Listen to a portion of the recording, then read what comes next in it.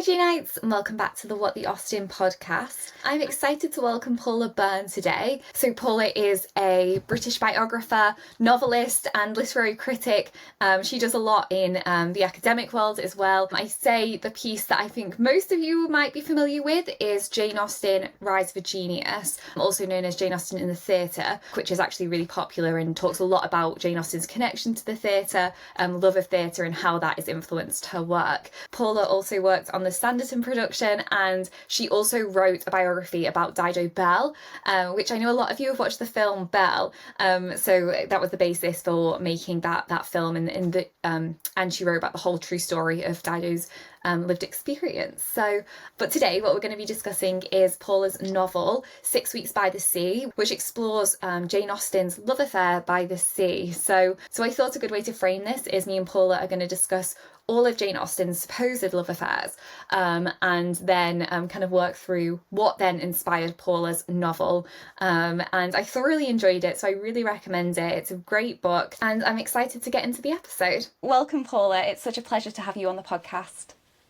Thank you for having me. I'm delighted to be here. Amazing. So the set question that I ask everybody who comes on the podcast is, what got you into Jane Austen originally? Oh, good question. So I was 14. I was sitting for my exams at school in a comprehensive school in Birkenhead, and I really just had a massive clash with my English teacher, Mr. Beadle, who was straight out of a Dickens novel. I just don't think he, liked the cut of my jib, really. And so he said I couldn't sit English literature GCSE, which I thought was ridiculous because I thought it's the only thing that I'm good at. So I remember I took myself off to night school. I said to my parents, look, I know I can do this. Can I go to night school and I'll just sit it independently. So I went to night school, and one of the set texts was Mansfield Park. And that decision changed the course of my life, really, because I fell in love from the opening page. I had a very inspirational teacher at night school, unlike my teacher at school. And, little did I know really what the impact would be from making that decision at 14. But that really has changed and transformed, changed the direction of my life. Wow, that's amazing. And it's so rare for me to hear that the first book people pick up is Mansfield Park, and that's what gets them hooked. So I actually kind of love that that's your journey into it was through Mansfield Park, because a lot of the time that's the one that a lot of people struggle with the most. Absolutely, absolutely. Now, I have a bit of a theory that people's favourite Jane Austen novel often tends to be the one they read first. I've often found that. It's just there's something about your first Jane Austen. And I think because Mansfield Park was my first, it does remain my favourite. So that's sort of a little theory I had. It's less almost perfect than, say, Pride and Prejudice, which is just perfect. But I kind of like it for that reason. So, and I like the fact that it's an ensemble novel, and it's about 3 or 4 actually heroines on the cusp of courtship and marriage. So I think, and it's the first novel that Jane Austen's writing in short and fresh. It's like the other 2, there's a version of, and then she's rewriting. But this one, she's like, this is fresh. And to me, that is so fascinating. Like, what am I going to do that's different?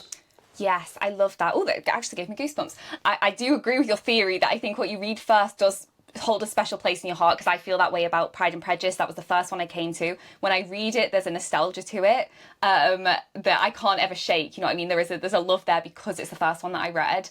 I was introduced to the adaptation through my mum, so there's something special about it.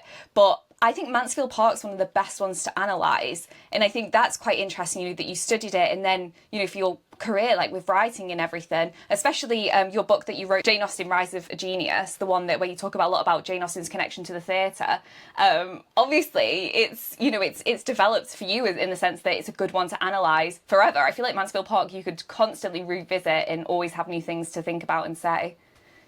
Yeah, and I really like your point, actually, that one of the reasons that you love Pride and Prejudice, not just because it's the first book, but that you're bringing with each reading and rereading a whole set of feelings about the first time. And I haven't really thought about that. I think that's a really good point. That probably that the 14-year-old in me is there with me every time I reread Mansfield Park. So I think that's a really nice point. And yeah, so the book that you're referring to, it was actually my PhD thesis book, which was actually called Jane Austen in the Theatre, and it's had a few rebrandings. So I was very interested in the way in which dialogue, so think of Pride and Prejudice, the dialogue so sparkling, it's so theatrical, or how those things formed Jane Austen as a writer, because up until that point, a lot of critics had said, oh, she doesn't like theatre, look at Mansfield Park, she's against it, she thinks it's corrupt, and I just thought that's absolutely rubbish. Like, her letters are full of theatre trips, and she's really formed and fashioned by comic theatre particularly. So that book was a bit of a defence of that. And that was, as I said, my PhD was on Jane Austen. And then that turned into that book. And then I've written, others since then. Yeah, it's funny actually. I finished reading a book recently that was about kind of objects related to Jane Austen and like the significance of them and the fact that we don't have many physical things that we can tie to Jane Austen. And I think one of the ones in that book was actually a theatre ticket. And again, like, wrapping around the idea that, that actually was something that was really important to her. And I think does shine through her books. Like when I was reading your book, I was like, this is absolutely so true. And it was really fitting actually that I started reading that because I've literally just finished recording my local theatre group putting on Emma. And I started back in February, and when I started I had no idea what the project would be like. I didn't know what was going to come of it. As I was doing it, it became the story of like community, and it's kind of meta that it's like a small town putting on a story about a small town. But when I started reading your book, I thought, goodness, I wish I'd read this in February when I started to film this production, because it's so true. I had no idea the connection between Jane Austen and the theatre, and just like the way that she writes is so theatrical. And the fact that they turned it, they adapted it to their script for doing this, I was like, it's something so different about watching Austen being performed that was so immersive and just fit perfectly. So yeah, I agree. I think it's fascinating. You make a really good point, because what I argue that one of the reasons the adaptations are so brilliant, like the Pride and Prejudice one that got you into Jane Austen, is because, and as Andrew Davis has said repeatedly, it was all there. I hardly had to do anything. The dialogue's so sprightly. The exits and entrances are so brilliant. The plot's so good. The characters are so strong that it's an easy thing, and it lends itself, Jane Austen, to adaptation precisely because of the roots in theatre, in my opinion, anyway. This is probably, I know we've got other things that we want to chat about, but I'd love to know your thoughts then, particularly on something like Persuasion, which has probably been more of a difficult one, I think, for people to adapt. It doesn't always land as it does in the book, and I wonder whether that's because compared to the others, it doesn't have that kind of, as you say, sprightly dialogue. It's very internal, and we're kind of following Anne's inner voice. Do you reckon that's kind of why that doesn't pop out on an adaptation the same way? I absolutely do. And in fact, I didn't really talk very much about Persuasion in my book, partly because I didn't really have the words to do it, but precisely because of what you've just said, is that it's very much about internal feelings, and it's in a way the most passionate, I think, of all of the novels, but in the most internalized as well. It's really about Anne's inner life, and yet I was rereading it recently, and I just thought, gosh, I might have missed a few tricks here, because there were just moments, like there are two really important eavesdropping scenes, and eavesdropping is straight out of Shakespeare. Someone hiding behind the arras, or someone hiding behind a yew hedge, and overhearing something that's really important. And it just struck me that it is actually more theatrical than I'd realised when I reread it. But I also agree with you that the dialogue isn't as sprightly, but there are these comic monsters, like Sir Walter Elliot, and that kind of character actually does lend itself to theatre in a way. So probably more than I'd thought. And there were a couple of other things I thought, she's definitely got that from 18th century theatre, but I largely agree with you that it's the least theatrical, and that's why I didn't really fully, pay it too much attention. Yeah. Even though I love Persuasion. I love Persuasion as well. I do think it's like more somber in tone compared to some of the others as well. And I love what you're saying about, those eavesdropping moments and everything, because I did this episode, not an episode on the podcast, but a different, when I make content for this Her Story, Our Story series that I make. I did a whole thing about gossip and the origins of gossip and how Shakespeare was the reason that it changed from being a verb to a noun. And obviously because that's just plays such a pivotal role within his plays, like people overhearing stuff and then sharing information. But I thought, in Austen's novels, that's very similar as well. Often what drives the plot forward is people hearing something about someone else, and then Pride and Prejudice is clear with that. Elizabeth gains all this information, and then she spends most of the novel unraveling that information to realise that it wasn't actually everything that she thought it was. So exactly. It's so important, gossip. It stitches society together, and it makes you safe sometimes. If somebody's gossiping that this person's not to be trusted, it's a really important life skill to not always dismiss it. And yet Jane Austen's also be careful with it as well, because in Wickham's case, his gossip is untrue. Yeah, that was exactly what my whole video was about, just the importance of it for women and how it's actually, it was about us reclaiming gossip as our own language, that it's important for us to share information between us for safety and things. But yeah. Absolutely agree. In terms of Persuasion, then that might be a good place to start as we discuss kind of Jane Austen's romances or supposed romances in general. This isn't something that I've looked at much on the podcast, so I'm really excited to get into this because apart from Tom Lefroy, because of the Becoming Jane film that I watched when I was a bit younger, he's the only person that I really ever knew about in terms of this supposed romance that Austen had. But when I saw the statement about your book that said, how could Jane Austen write so convincingly about love and heartbreak if she never fell in love?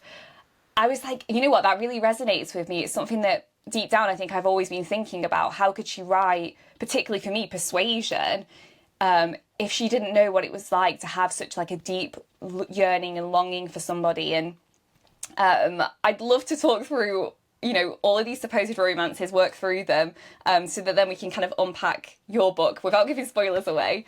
But yeah, what kind of sparked this thought process for you? Has it always been there? It hasn't, and and I'll come back to what you said about Persuasion, because I completely agree with you. I've always been quite wedded, excuse the pun, to the idea that her books were her children and that she probably didn't really want to be married, and the most important thing for her was to be a writer. And I always thought, why should we always think and pigeonhole women and say what they really want are marriage and babies? I didn't really buy that. But the premise really for the new novel is the amount of talks I've given over the years, the past sort of 25 years. One question comes up over and over again, and people put their hands up and they go, did she fall in love? And it's sometimes really irked me, and I'm like, oh, for goodness sake, grow up. But I think I was being actually very reductionist and in thinking that. And then the novel I've written was an attempt to unravel that question. And what you just said resonates, because I've been rereading Persuasion because I was teaching a course on it. And I was thinking, she must have been in love. How could she have written this? So I was a bit in denial about that. And then rereading Persuasion, I was like, she has to have known what heartbreak felt like. There's just no way she could not have known, because the passion is so raw. She understands heartbreak so well, and the possibility of a second chance at love.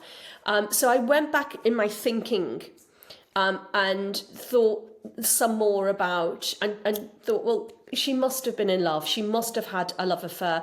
Now, like you, Tom Lefroy is the one we all think about. She was very young when she had that. It was a flirtation. We know from the letter she says, I don't give sixpence about him.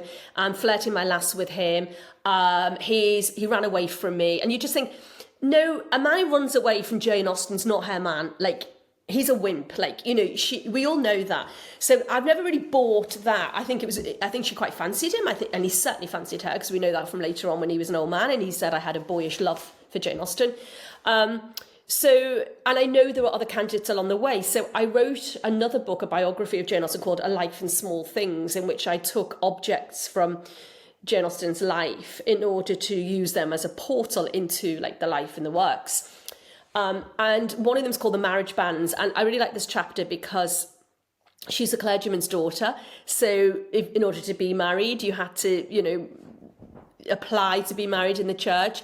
And Jane Austen went into her father's church with a pen and jokingly invented 3 suitors for herself, writing in the marriage banns, Miss Jane Austen of Steventon to be married to Henry Fitzwilliam from Liverpool is one of them. I can't remember that I've got his name right, but she does do this. And she does it 3 times. And I think about that. And he kept them, which shows that he found it a really funny joke, her dad. But it shows as well that girl thinking about what if I did marry this guy from Liverpool, you know, what would my life be like?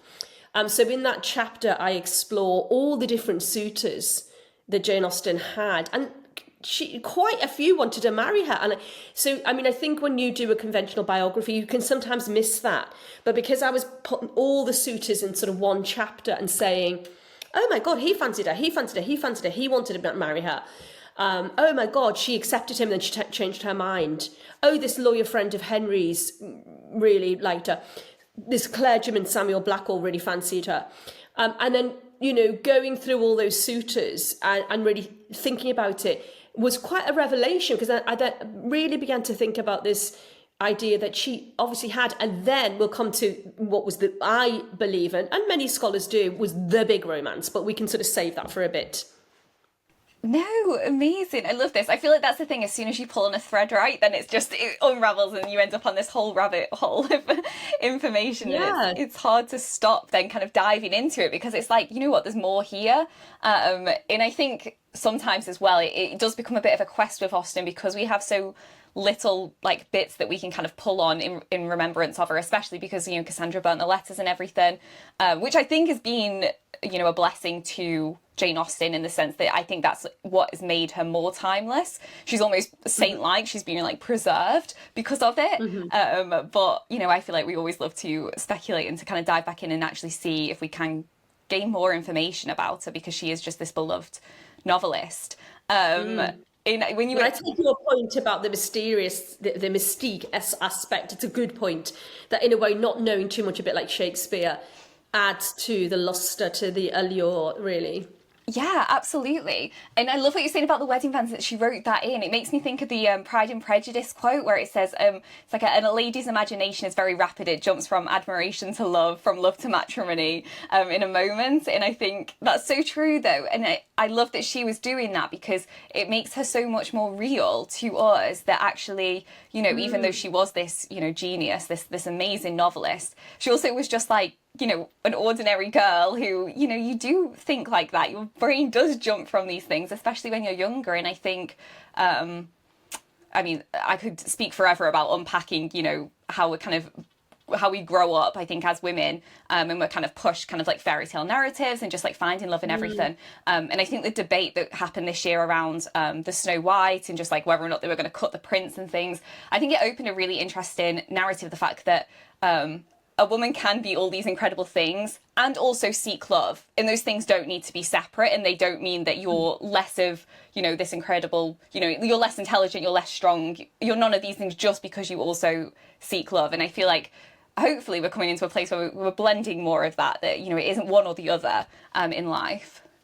Exactly. I mean, why should any woman deny themselves romantic love and passion in a family? I mean, you can still be a feminist, you can still be independent, you can still be all of those things, but it's, as you say, it's not, you know, that binary, like, you know, it's I know, I totally agree with you. And I think for sure Jane Austen would have sat there as a young woman and thought about, and particularly I think the turning point for me with her romantic aspirations, I think, was, so Cassandra, you know, her sister was engaged. And that must have been absolutely heartbreaking for Jane, because then she would have been the only daughter living at home.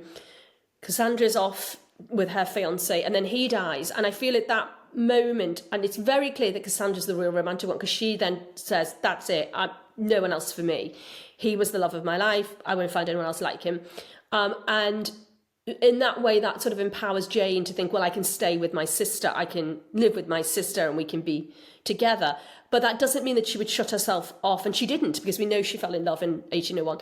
But I think that was a great sort of a turning point for such close sisters.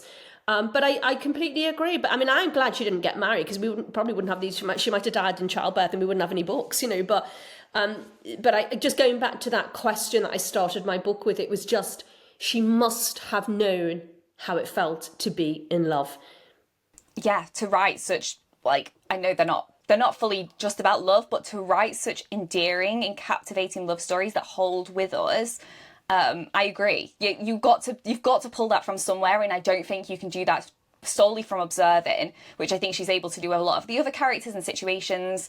But I think particularly with, in Persuasion and just in other elements of her books, there's something, I feel like she writes longing so well that I'm like, this can't be a unknown feeling to her, like she must understand it.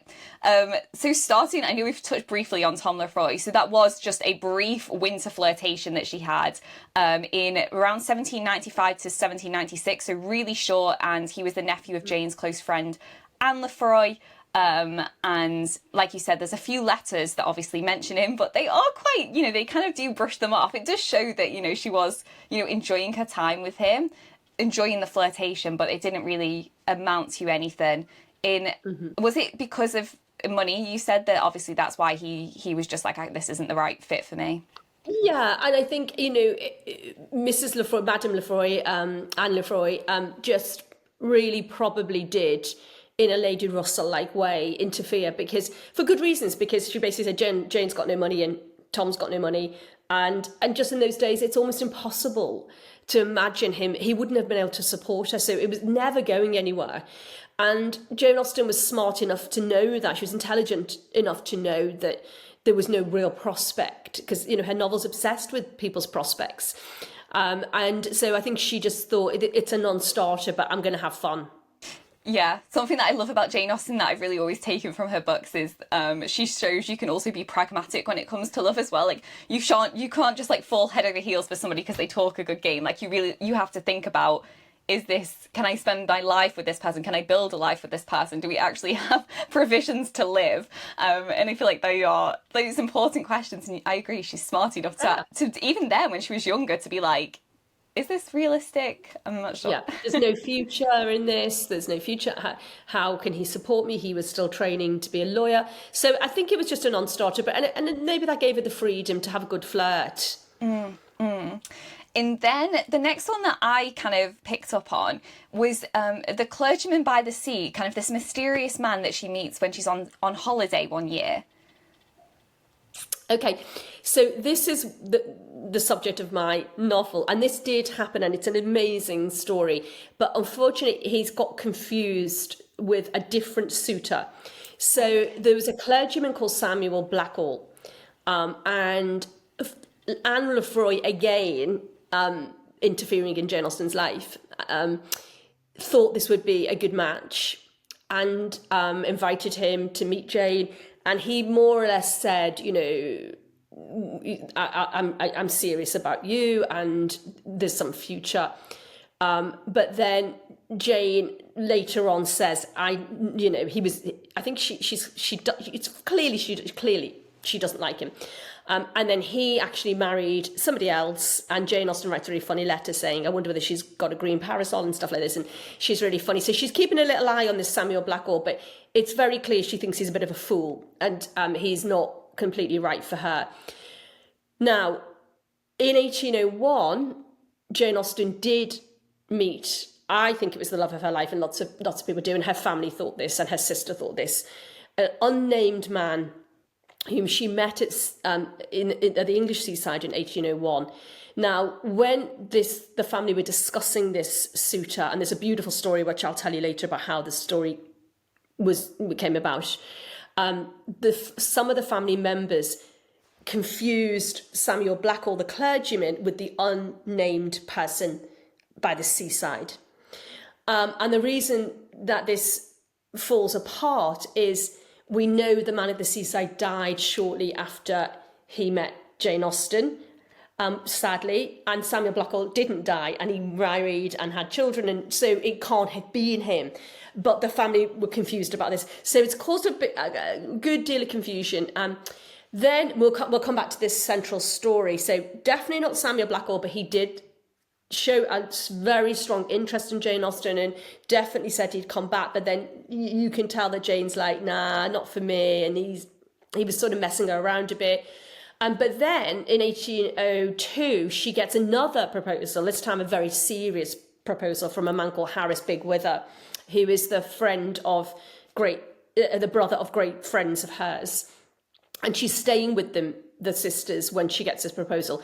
And she says, yes, he's rich, he's got a great financial prospects, he's got a great house, all of that. And she is tempted by all of that. And don't forget, the family are in Bath, they're in lodgings.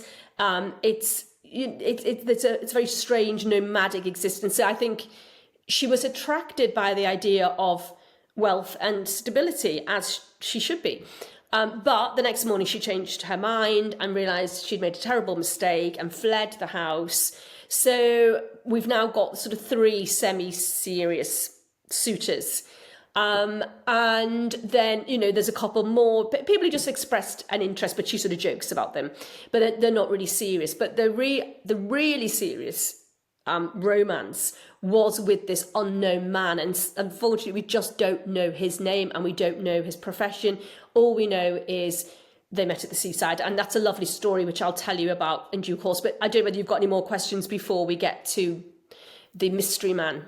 No, I think a few people do know about the Harris Bigg-Wither situation as well, because it's kind of, I suppose it's kind of become like a little bit of a joke within the community as well, that, she said yes, only to refuse 24 hours later, that she decided, actually, I won't be marrying him. And I also think that plays into this notion that a lot of us hold that she, was married to her work and that was what was most important, or, it was more important to stay with her sister and things. I feel like sometimes we think that she made that choice because, she was like, no, I can't do this because I won't have time to write and everything. But I feel like one theory is she made that choice because, I think she writes in a letter where she says, you can't, marrying without affection is just like one of the worst things you could possibly do.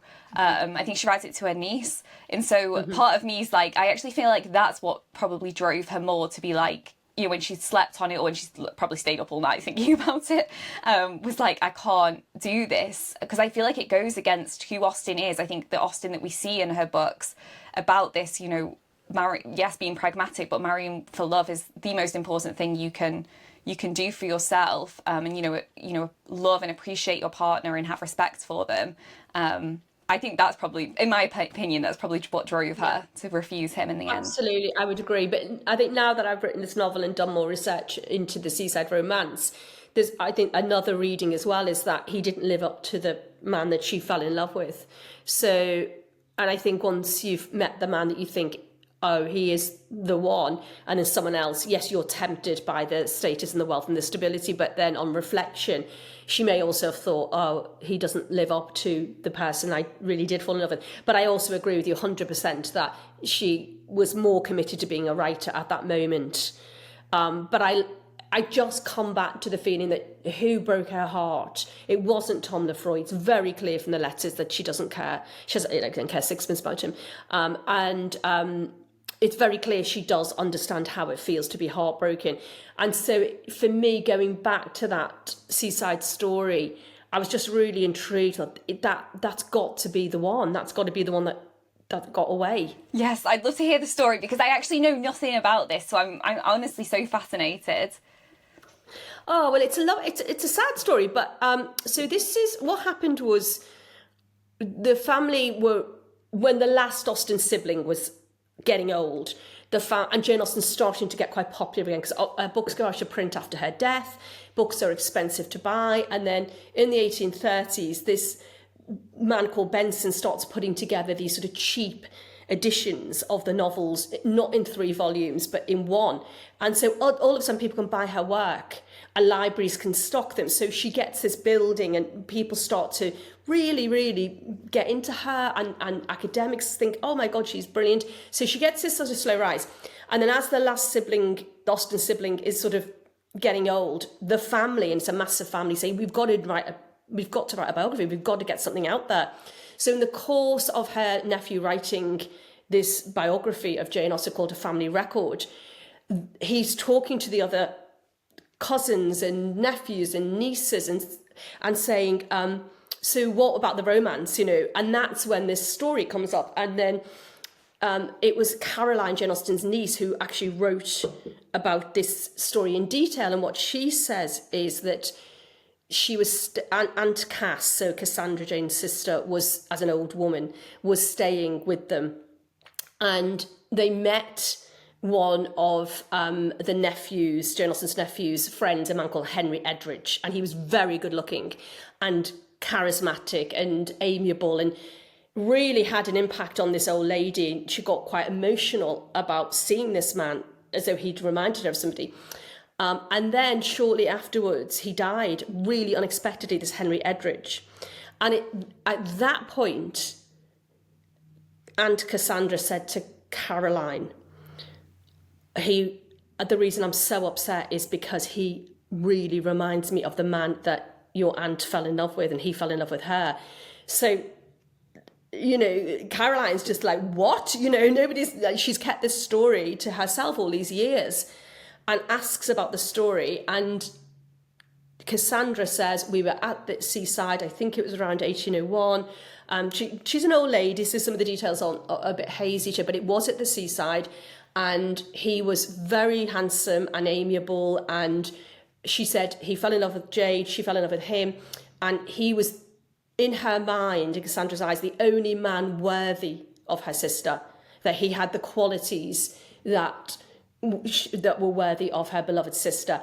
And then they had a romance, and then this unnamed man said, can I meet up with you? Can I write to you? Can I meet you later on in the summer? And Jane Austen's family said, yes, that's absolutely fine. And he didn't come. And the reason he didn't come was because he died. So the death of the other man who looked like him unlocked these very suppressed memories. And it's such a sad story. And then Caroline wrote to the other members of the family, and they said, oh God, yes, I know that's somebody else mentioned that story.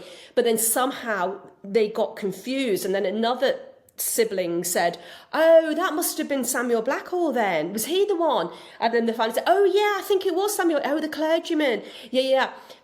Forgetting that he did marry and didn't die. So, but Caroline's memory it's very detailed. That she wrote, a sustained long passage about the details of Cassandra feeling so upset by the death of this man and bringing back the memories. And so I was looking again at that reminiscence and thinking, wow, why have it's almost like passed me by, the significance of this.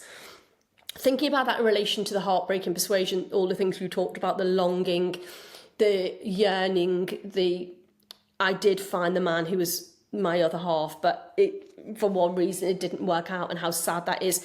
And so I started to really rethink and thought, let's just put myself back in this place. And I thought, what a beautiful sort of seaside romance. And Jane Austen also fell in love with the sea at the same time. I say in my book, her big romance was with the seaside. She really loved the sea. She liked swimming. She liked being dipped into the sea. And we all love a seaside romance. And I'm just like, this is amazing. Like this, why is no one writing about this story? Like, why have we just all collectively sort of brushed this under the carpet? So my novel, 6 Weeks by the Sea, which is a quote from Jane Austen, Sanditon, imagines 6 weeks by the sea in 1801, which is when she did really, truly fall in love with this handsome, amiable stranger. And it was great because it really gave me license, because we don't know what he did. We don't know what his name was. All we know is he was very handsome and very accomplished and very amiable. And that's all we had to go on. So it was kind of liberating to imagine, well, what kind of man would Cassandra think was worthy to win her sister's affections? Because the bar's so high, Cassandra adores her sister so much. So it's just such a brilliant story. It's almost like a Titanic story, like this old lady sort of sitting there going, okay, this is the story you don't know about. And also, like, so understandable that Cassandra might repress that, because I can imagine that also tied with the fact that she lost, like, the love of her life would be quite traumatic, that's happened to you, and then it happens to your most beloved sister as well. There's something incredibly traumatic about that. So I can understand her, like, repressing that and then suddenly it coming back out just because she happens to meet this guy, and it happens the same way. He's a stranger, but, he's handsome, and then he dies, and it just unlocks it all. It's such a good point. You make a really good point, Izzy, because I think you're completely right, and I hadn't really thought about one of the reasons why she might have suppressed that was because the pain of her own. And I think what the thing I did think about in writing it was it would have pulled the sisters closer together. And I was thinking about that moment in Pride and Prejudice when Charlotte Lucas marries the odious, Mr. Collins, and Jane is so, Elizabeth is so mortified, upset, bewildered. And the novel's very specific about, because she can no longer think of Charlotte in the same light, this really bonds her to Jane even more than she was. And I think about that and think, I think the death of this man bonded them, because then Jane Austen could say, I know how you feel. She couldn't have said to Cassandra, I know how you feel. You were madly in love, you were engaged, and you lost him. But now I do know how that feels. So I'm just so puzzled that nobody really writes about this or thinks about this amazing passion.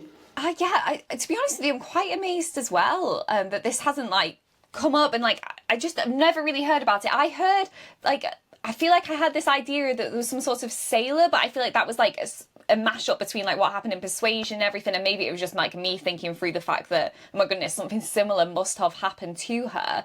But yeah, this makes a lot of sense. And also you saying the connection to the sea. Well, she wrote Persuasion and didn't finish Sanditon, but was writing it in the same kind of time of her life where she was getting older, she was ill, she wasn't going to live much longer, and I feel like sometimes that's the saddest thing about when you're reading Persuasion, is that this is coming to where she probably knows that she isn't going to live much longer. And I don't think you write a book like Persuasion if it isn't in later in your life where you're starting to look back and maybe she had these regrets and this sadness. And when you think about it, how awful, she's writing about a second chance at love, with this person that Anne's loved her whole life, and she gets the second chance with him, a chance that, given this story, Jane Austen never would have got. Exactly, and that's what makes it so sad, because it's an incredibly poignant wish fulfillment. I'd love my man to be alive and come back and reclaim me, but I can give this to my heroine. It's interesting that you said about the sailor as well, because in my novel I wanted to have it's a novel, I can do what I like, but because and this is a really funny thing, so I did a lot of research so I set my novel in Sidmouth, where Jane Austen went to and she really loves, and she mentions in a couple of the novels. And it was known as the English Riviera. It's a beautiful, and still is a beautiful, unspoiled seaside resort, and very genteel. So I imagined it being set in Sidmouth.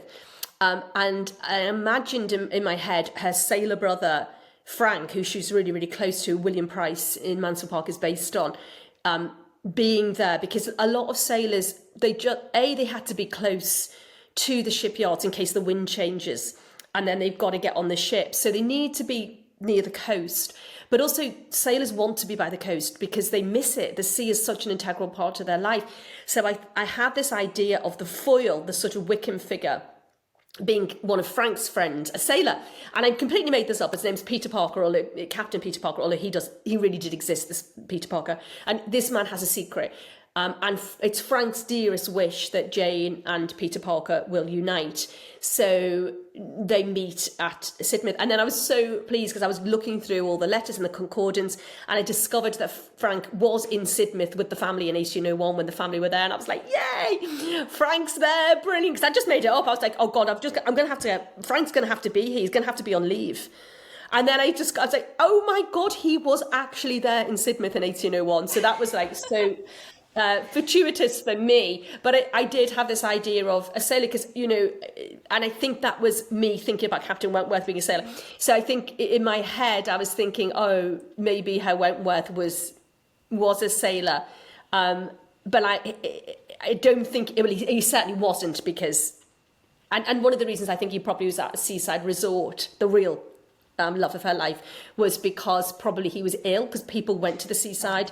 So I have him dying of typhoid and TB, and I think the fact he suddenly dies is a bit odd, and he's at the seaside. Well, lots of ill people with a bad cough, coughing up blood, would go to the seaside because it's easy on their lungs. So that kind of all did fit together. He certainly wasn't a sailor, but I had this idea of the foil And that just worked out really well. And so I did lots and lots of research into the Navy and just sailors, as I say, wanting to always be by the sea because they feel very disconnected when they're on dry land anyway. Right. So Frank in my novel is a really important character, and she did love Frank. I think he was her favourite. Everyone says Henry, but I actually think it was Frank because they were only a year apart in age, and William Price is based on him. He's Frank William in real life, and so he's William Price, who is a midshipman like Frank, and then rises through the ranks. So Frank becomes a really interesting character. But Peter Parker in my novel is hiding a secret.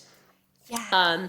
So he's kind of using Jane Austen, but then she meets this lawyer, and because of her dislike of Tom Lefroy and like, oh, not another lawyer, she just sort of doesn't want to know. She's like, oh, I can't be doing with another lawyer letting me down. So I sort of play around with the sort of Tom Lefroy, oh, I've had enough of lawyers. Yes, maybe give this Peter Parker a chance.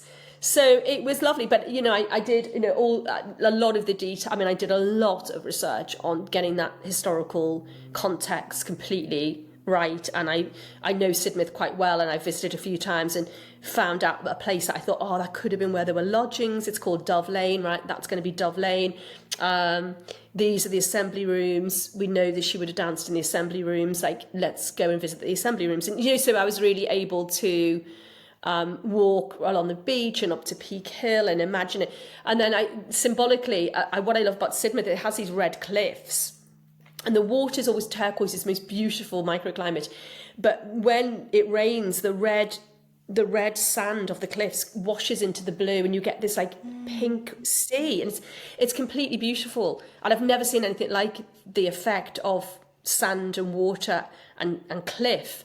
But it also, I thought, God, that's a really good metaphor of the blood in the cough that's slowly killing this man, Yeah, gosh, no, absolutely. And I think in general, you can tell obviously that you did a lot of research to do this, but as someone who obviously is an Austen lover, and I do get the chance to read a lot of Jane Austen related novels where people have written them and they've got their version of Jane, or some of her characters, for instance. But something that I love more than anything is when I can tell that someone is an avid reader and has read Austen, throughout their life through different stages, because for me, it's in the subtleties. So like you said, where you had your Parker character where he was like this foil, I was writing down and I was like, it's giving Wickham, Willoughby, I was pulling out all these characters. But the same for, the lover in your book as well. I was first point, I was it's giving Henry Tilney, it's giving Darcy at this point. Do you know what I mean? I was pulling out aspects of, from Austen's novels, and I feel like that's a real testament when you are an Austen lover yourself and you write a book like this. You can make it subtle. I really can't stand it when I read books and it's blatantly obvious, you've had to whack something in there really specific to make it obvious. It's no, you need that subtlety, I think, to really make it pop. Oh yeah, and she's herself such a subtle writer. That to do justice to her. But the other thing, the other impetus behind writing the novel, because obviously I come more from an academic background, was Virginia Woolf, because I love Virginia Woolf's letters and diaries, and there's an unpublished bit of writing that Virginia Woolf, when she was thinking about the autobiography, and she wrote a lot about what makes a great biography. And she's really grappling with this, and you think about Orlando, which is just such a great sort of novel about the autobiography. And then she's how can you know someone? How can you ever write a good biography? You can't. How can you ever get inside another person? You can't. And then in the end, Virginia Woolf says, okay, this is the most honest thing you can do as a biographer. You should just get a sheet of paper and you should just do born on da-da-da-da, died da-da-da-da, one of 8 children, 1 sister, 7 brothers, first novel 1811, last novel 1870. Just write all the facts on that one page and then write a novel about them. That's what Virginia Woolf said. And so I set myself that task. I thought, okay, I'll do it. That's what I'm going to do. I'll write all the facts down and then I'll imaginatively put myself inside Jane Austen's head during this small encounter, this moment in time, this 6 weeks by the sea, and I'll draw on everything I feel I know about her wit, about her self-knowledge, about her knowledge of other people, about all the things that I know, and I'm just going to try and imagine, and whether it works or not, that's up to the reader, I don't know. But that was the intention, that let's just do what Virginia Woolf said to do.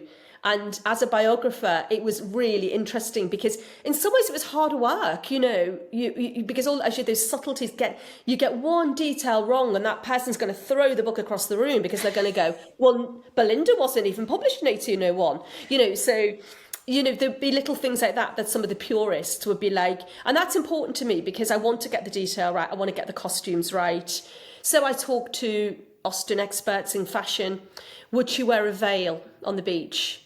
Would that happen? Because I had this idea of a Shakespearean sort of veil.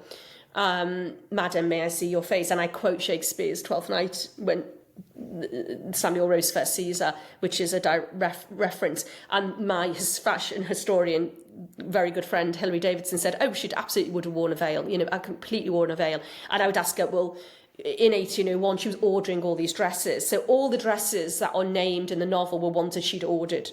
So there's a yellow cloud dress and there's a blue dress and a pink dress. And she talks about her pink shoes. And every detail I could get right. I'd be just texting my friend saying, do you think she might have worn, did she have a green parasol? Yeah. And I'd be just, because I just wanted to get all those subtle details right. Because the devil's in the detail. And if you get the detail wrong, then, you're going to enrage the reader. The reader's going to be so enraged by this. So it was difficult. And then, so much of the detail, I the Wokefield Park story, for example, which we'll talk about, the Abolition. I know a lot about that. I've written about the Abolition.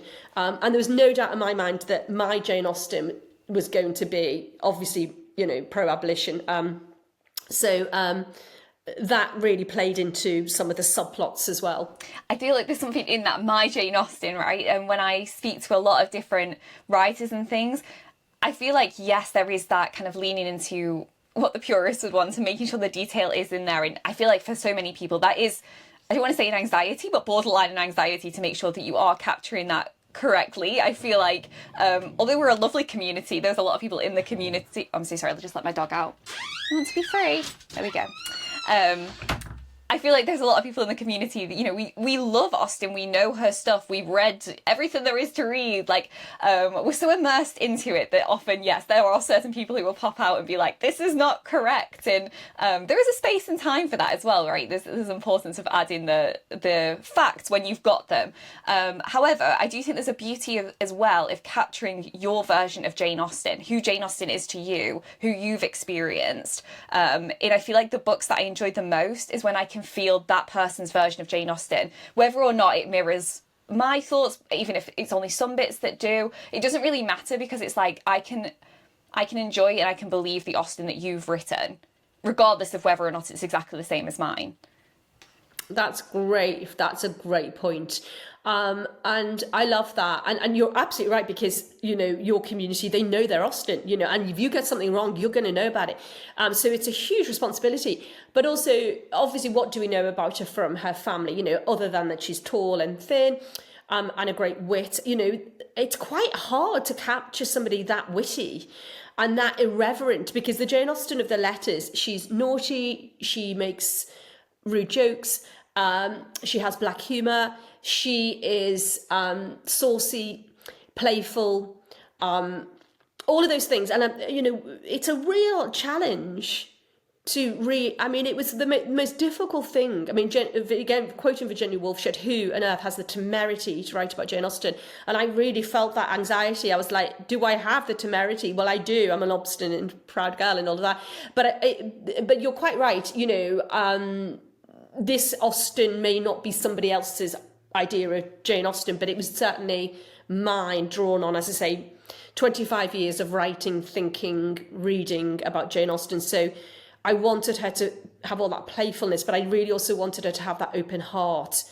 And because Peter Parker's carrying this secret, we won't reveal it, because she's so astute about human nature, I really wanted her to know his secret, and to be really sensitive about his secret. She's very unshockable, the real Jane Austen. Nothing shocks her. She has all his brothers. How can anything shock her? you know, with all those brothers. So that part of her that I really, you know, wanted to come out, but also I wanted to show her vulnerable, because she's not very vulnerable in the letters. She comes across as so strong, and in the novels, and the authoritative voice of the novels, like, you know, let other pens dwell on guilt and misery. You know, the I is very strong, and when the I comes into the novels, the narrator. So she's so strong. It was quite a challenge to say, how can I make her vulnerable? How can I do that without making her look weak? You know, because she's not weak. So it was really, really, really challenging. No, I can imagine. It's so funny. I was thinking about, when you're saying this, obviously, like, me creating the project. I feel like any creative project that you have, which is Jane Austen related, you do have that, like, dual switch between, you know, the facts and the fiction side of it. But I was thinking about how, with time especially, I started to think, oh, how would I show up and what would I produce if I thought Jane Austen herself was the only audience for it? And honestly, that was such a weight off my shoulders, because I thought, one, she'd probably think what I was doing was kind of ridiculous and hilarious. Because I feel like Jane Austen, for me, never took herself too seriously. And so I feel like everything that I've created that's Jane Austen related, I try not to take myself too seriously in it. I'm just like, you know what? I don't think Jane Austen took herself seriously. I'm not going to take, apart from, like, you know, her work and thinking she was really great. I think in general, I think she was able to laugh at herself. And I feel like when you create anything like this, you've got to have that kind of fluidity in yourself where you can just be like, I'm not going to take myself too seriously, or this whole situation. I'm just going to create what feels right. I mean, it's the single most important thing. I mean, anybody who thinks that Jane Austen took herself seriously has got it completely wrong. I mean, it just is the most important thing. It's the cardinal sin. All of the characters who take themselves seriously, like Mr. Collins, are satirized, and, you know, to the highest degree. So you're completely right that anything, you know, I hate it when people take her seriously. I'm like, she never took herself seriously, never. It was, as I say, it's the cardinal sin to be earnest and to be over serious. That is not Jane Austen, and if you don't understand that, I'm afraid you don't understand her. Yeah, I know, and I feel like sometimes that can be that, and I'm glad you said that as well. You know, as an academic, and you've been writing books on this as well, I feel like sometimes that's where the line can get a little bit more blurred. You know, when you start, when you're in academia and you're writing about it, you know, sometimes you can fall into taking it too seriously and being like, that wasn't right because we said this and that. And I feel especially what I'm realizing is the documentation of women over time. You kind of need to have a bit more flexibility when you're reading it and what you're taking out, and you need to be able to pull in lots of different information and then still even come to your own, like, what's your intuitive guidance about it, because realistically, women have not always been documented very well anyway. What we have about Jane Austen herself is sparse. So yeah, I think that's pretty much what I wanted to say on that, but I'm glad that you're on the same page. You're absolutely right. And I think, you know, there's so much wit in the letters. And her family said after her death how funny she was, how much she loved children, how she loved telling stories. But, you know, she just doesn't take herself seriously. And she's such a humorous writer. I mean, there's a joke on every page of Pride and Prejudice. So the idea that people would be earnest and over serious, it really gets my goat. I'm like, you're not reading the novels if that's what you think that she is, because she's not. And the wit is so brilliant. The ability to laugh at herself, but then that moral thing of we can all improve ourselves, we can become better people. You know, it strikes me over and over again how much the heroines have to learn about themselves. Yeah. And people think, oh, Elizabeth Bennet's probably very close in character to Jane Austen because we have the letters of Jane Austen that are so witty. So we sort of think, oh, she probably was quite like Elizabeth Bennet, and then other people say, oh, she was definitely like Anne. And Virginia Woolf again says, oh, I think she must have been exactly like Anne, which is very curious. Quite a few writers have said she's Anne, because they believe, like I do and probably you do, that Anne's pain is drawn so well that you can't help but feel she's drawing on real yearning and longings and all of those things. Or how else can she do this, even as a great writer? There's just something, and as a great writer like Virginia Woolf have felt it, not just us. You know, have said, oh, she's Anne. She knows that I feel she's Anne. I feel she's knows what heartbreak is, so this is powerful stuff. Yeah, I think for me as well, like I think Austen, I don't think there'll be one singular heroine who encapsulates exactly who Austen is, but I think she divides herself across all of them. There's elements in all of the heroines that I think are aspects of herself. And I think even maybe in some of her, like the more villainous characters as well, I feel like she just was able to split out her personality across her books. And I feel like there's something really in that. Like people would say to me all the time, like, what heroine do you think you're most like? I can never give them just like one answer. I have aspects of different people coming together. I'm not just one, this is me encapsulated in this character. And part of me feels like that's probably Austen as well, where, there were aspects of Anne in her. There was aspects of like Fanny Price, we know she was very religious and like had these like moral thoughts, aspects of, Elizabeth Bennet with her wit and everything. And then like with the Eleanor and Marianne, I feel like she was probably unpacking like these dynamics that she had with her own siblings and just like how you can be so different, but actually how and you can learn from each other, and a balance of the two can be amazing.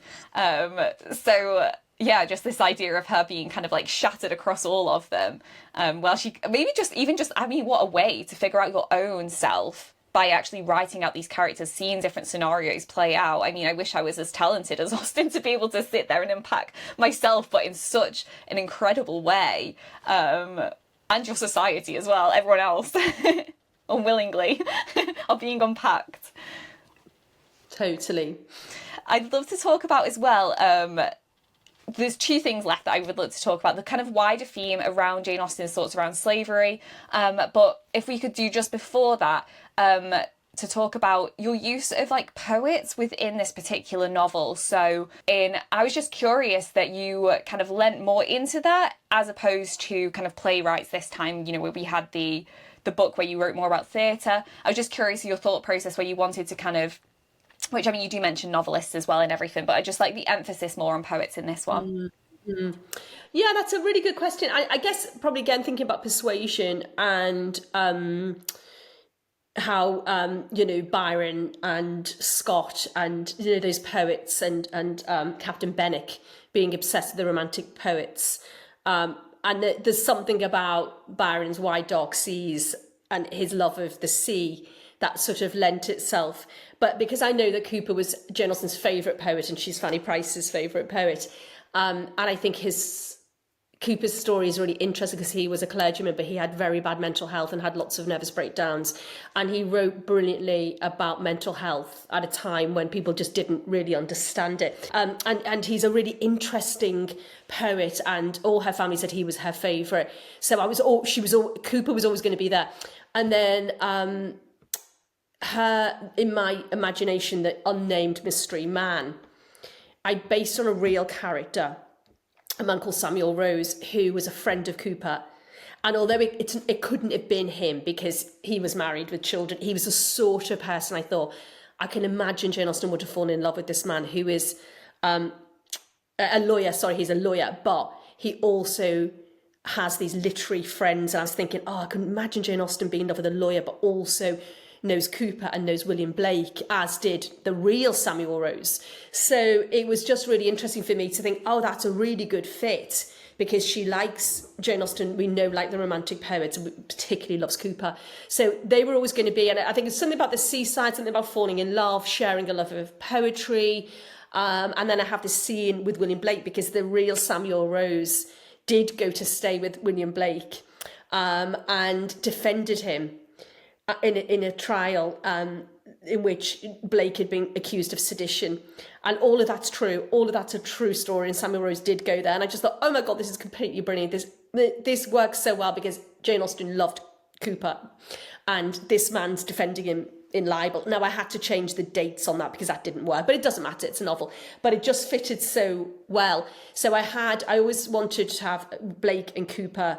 And again, William Blake sort of really suffering from mental health. Mental health is something I'm really interested in. So I always wanted that strain. And then the novel is Belinda, because that came out in the summer of 1801. And Jane Austen loved Belinda, talks about it as one of the greatest novels ever written. And it's a really extraordinary novel. And in Belinda, there's a biracial marriage, which was very ahead of its time. So that fed into the Abolition question. So it was always going to be Belinda. So coming out, I was like, brilliant, 1801, summer of 1801. She goes to the circulating library in Sidmouth. There was a circulating library in Sidmouth. And she finds this man also trying to take Belinda out of the novel. And I was like, oh my God, this fits so brilliantly. But the poetry was always, it would always have to be Cooper. And that was just serendipitous. I was like, oh my God, he loved Cooper, and he defended William Blake, and oh my God, this is so perfect. So that really worked well for me. Oh, that's amazing. I love how things just kind of fell into place then, that sometimes it was just like, it just so happened that it did work out that way. I don't know much about... I know, isn't it amazing? I was just like, yay, I kept just going, this really works. I'd love to say that it surprises me, but every time I speak to people, it does seem like there's something like divinely led when they're writing these kind of pieces, and it just feels like everything falls into place when it's meant to. I don't know much about Cooper, but I'm definitely going to read more of his stuff now. Like, and that, and just, I feel like if you read things that Jane Austen read, it really does build on your understanding of Austen herself. Like I've been working across the years through Catherine Morland's reading list, and honestly it blew like my understanding of Jane Austen's work wide open by reading kind of her contemporaries of her time. But I do know more about Blake, and it was so funny, even though he's, he plays like a small role, we only see him slightly in your book. When he was like introduced and when he was like in conversation, I was like, this is exactly how I envision Blake. I was like, that's so funny that he's exactly how I would see Blake, and obviously like, leaning into his spirituality, which really comes through his poems. But I'm so happy about that. And he was so childlike, and so he just had this magical way of thinking, and quite a damaged person and from very sort of humble backgrounds, but a genius. So I really wanted to sort of flesh him out. And Cooper's brilliant, and The Deserted Village is and The Task. These are great poems.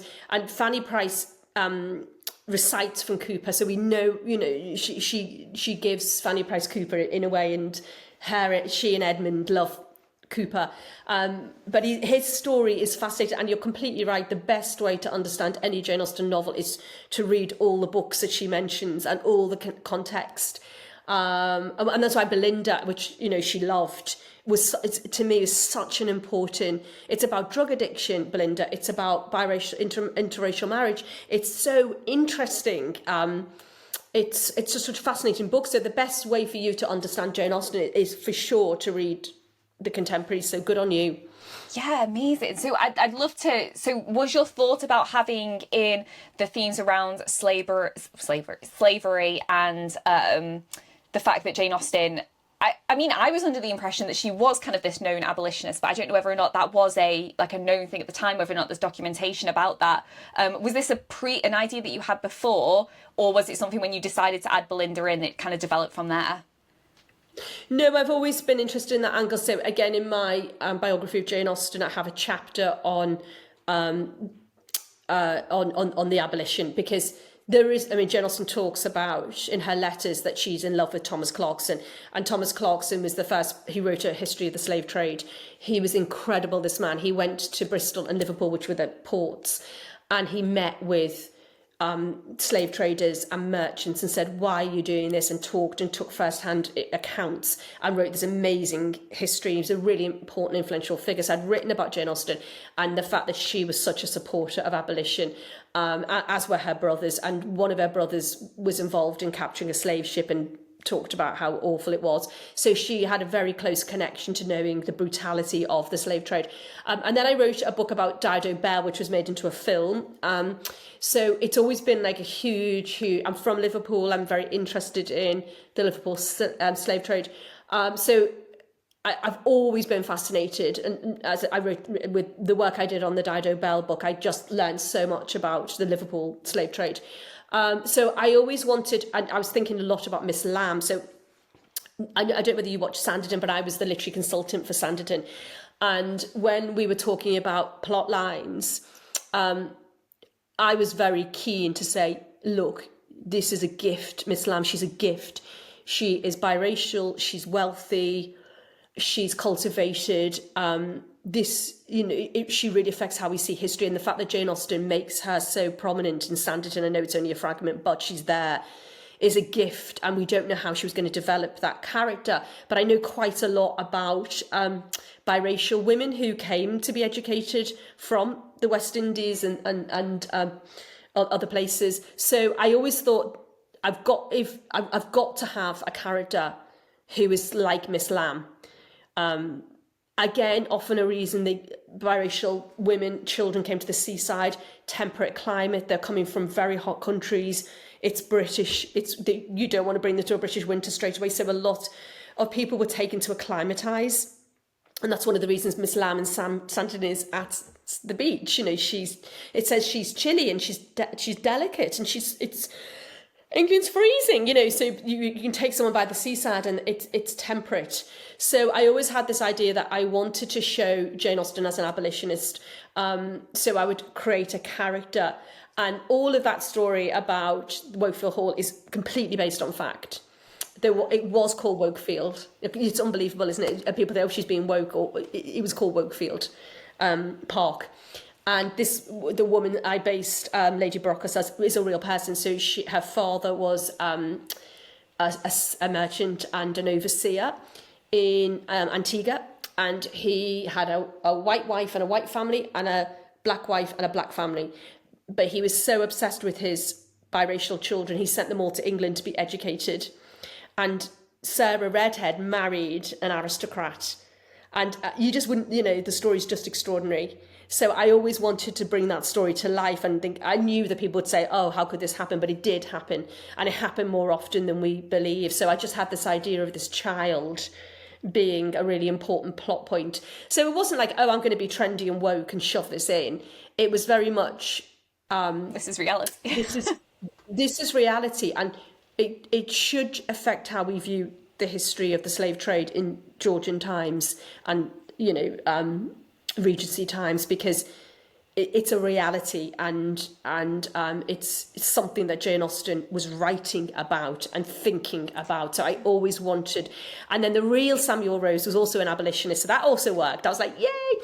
So he hated the slave trade and what happened to enslaved people. So that was another bond, and so I have this scene where Jane Austen's showing her love for the abolitionist, her support of the abolitionist, but Peter Parker isn't. But Samuel Rose is there, and she suddenly realises, oh my God, he has the same politics as me. He hates the slave trade like I do. So that was always really important to me to have that as part of the sort of Miss Lamb story, if you like. But the fact that was almost based on real people was just, the little girls invented, but Lady Brockus was a real character. I love that as well, and I actually love the element of Jane Austen having to think through the fact that she's like, well, Parker doesn't share the same beliefs that I do, and actually that could be quite a significant issue.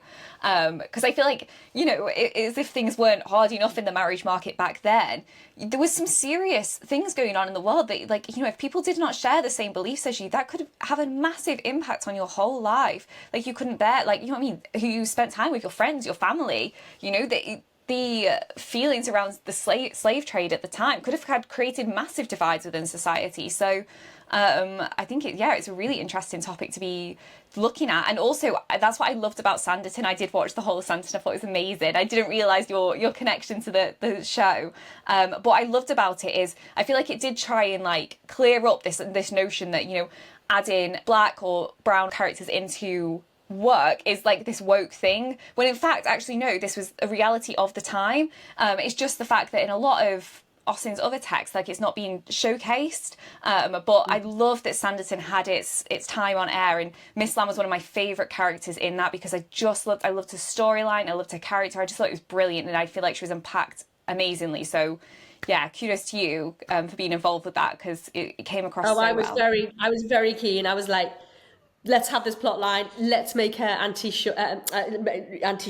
No, I really, really was very, very vociferous about, she is a gift. Please, let's give her an amazing storyline. I was absolutely adamant in all the meetings that was going to happen.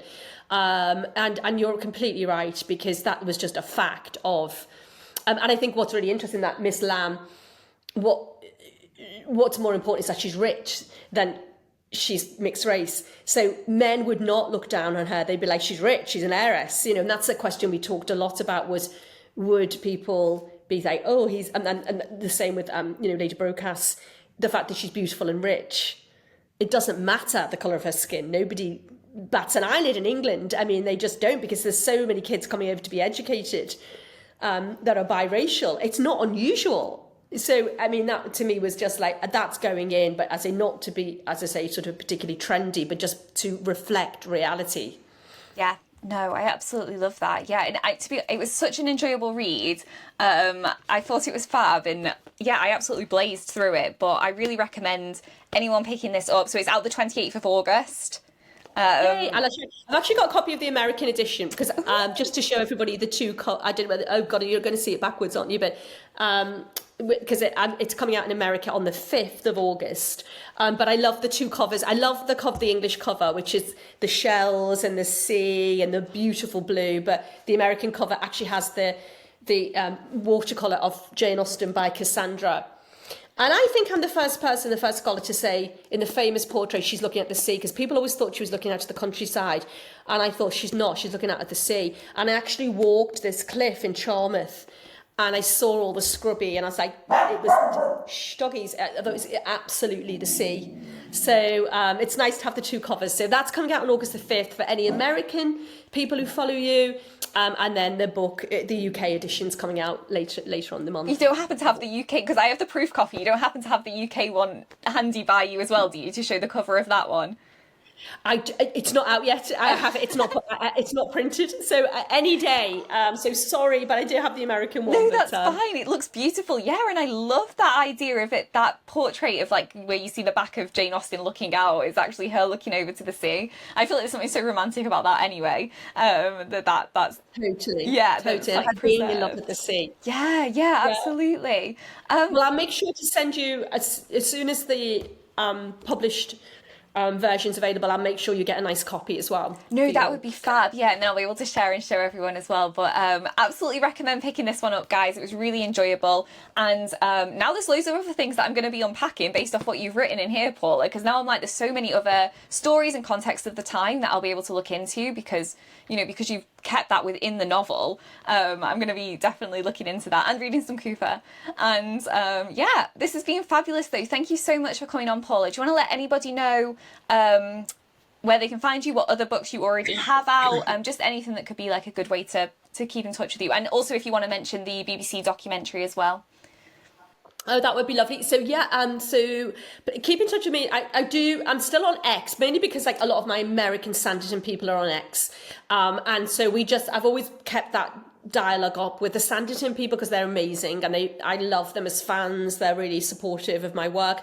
And Instagram, I'm learning. Look, I'm an old dinosaur and I find it really hard to negotiate, but I'm trying to start doing the Instagram.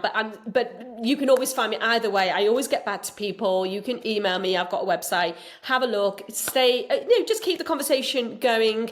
So I was involved with Jane Austen Rise of a Genius, which is the documentary, and I'm also doing currently a 10-part Radio 4 a series in which I interview 10 prominent writers about when they first met Jane Austen, and that's going to be broadcast in November. So look out for that too, because that is amazing. I'm absolutely thrilled with that. So that's really exciting. And thanks for having me, Izzy. And just keep in touch with me. And it's been a real honour to do the pod, and I've really enjoyed it. Thank you so much. I've had such a good morning with you. So thank you so much, Paula. And I will be checking out that series that you're putting out in November. That sounds amazing. It sounds like a good thing to listen to while I'm driving. So I love that. It's going to come out like it's sort of 10-20 minute episodes, but then we're going to put it all in one podcast. So it will also be a 2-hour where. And you'll love it. I interview Amy Heckling, who did Clueless. Like, it's amazing. Like, I've got such great people. Colin Tobin, who loves Jane Austen. David Baddiel. I've got all these great people, and they have such an interesting take on Jane Austen. So you'll be able to listen to the whole 2-hour thing as well if you don't get the individuals broadcasts. So so keep your eye open for that. I will do. That sounds amazing. But that is everything from us today, and I will see you in another episode.